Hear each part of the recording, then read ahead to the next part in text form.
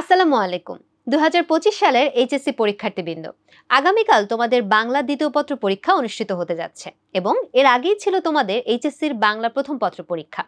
প্রথম পরীক্ষা হওয়ার কারণে তোমরা অনেকেই কিন্তু সময়ে ঠিকঠাক মতো ম্যানেজ করতে না পারার কারণে কিংবা নার্ভাসনেসের কারণে অনেক ধরনের ভুল ভ্রান্তি করেছো।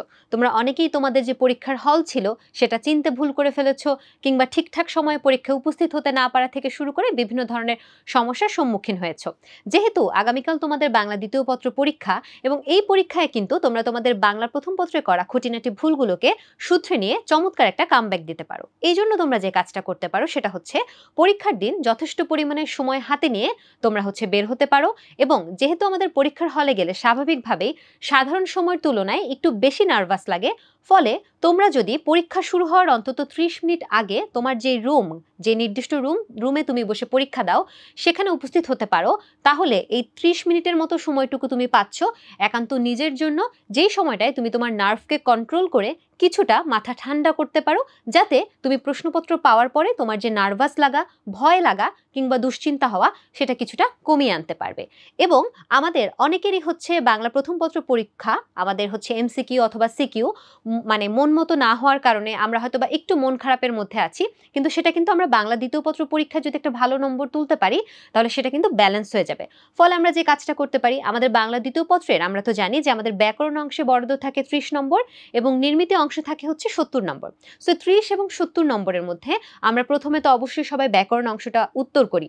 তো ব্যাকরণ অংশে আমরা যেটা চেষ্টা করতে পারি সেটা আমাদের যে বর্ণনামূলক প্রশ্নগুলো থাকে, যেমন উচ্চারণ, বানান, বাক্য, এগুলো প্রত্যেকটা ক্ষেত্রেই কিন্তু কিছু বড় প্রশ্ন আমাদেরকে অনেক সময় লিখতে হয় বর্ণনামূলক, আর কিছু আমাদের সংক্ষিপ্ত প্রশ্ন উত্তর, যেমন শুদ্ধ বানান লেখা বা শুদ্ধ উচ্চারণ লেখা বা বাক্য রূপান্তর করা। আমার সাজেশন থাকবে যে তোমরা তোমাদের সময়টাকে বাঁচানোর জন্য এবং বেশি নম্বর পাওয়ার জন্য আমাদের বর্ণনামূলক প্রশ্নের তুলনায় যে সংক্ষিপ্ত প্রশ্নগুলো থাকে সেগুলো উত্তর করতে পারো।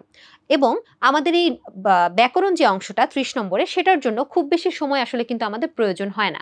আমরা সেখানে 30 থেকে 40 মিনিটের মতো সময় বরাদ্দ রেখে বাকিটুকু সময় আমরা আমাদের যে নির্মিত অংশ সেই নির্মিত অংশে রাখতে পারি।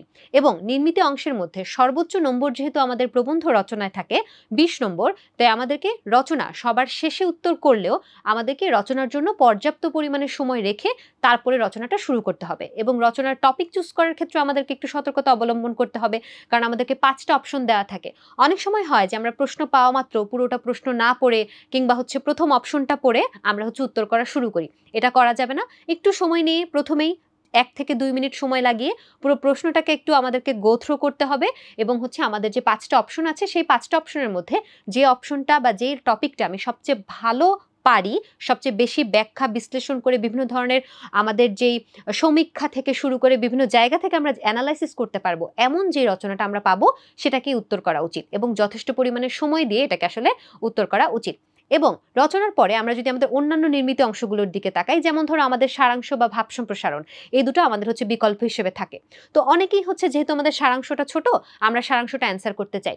বাট আমি বলবো যে তোমাদের যদি মনে হয় যে তোমরা ওই সারাংশ বা সারমর্মটা আগে কখনো পড়োনি, অথবা তুমি ওটার যে জিস্ট, মূল ভাব বা মূল বিষয়টা সেটা যদি অনুধাবন করতে না পারো, তাহলে সারাংশ উত্তর না করে তুমি চাইলে ভাব সম্প্রসারণ উত্তর করতে পারো। কারণ সারাংশতে অন্তর্নিহিত ভাবটা বোঝা যতটা না সহজ, তার থেকে কিন্তু ভাব সম্প্রসারণে কি বোঝাতে চাচ্ছে বা উত্তর কি চাচ্ছে সেটা বোঝাটা অনেক সহজ।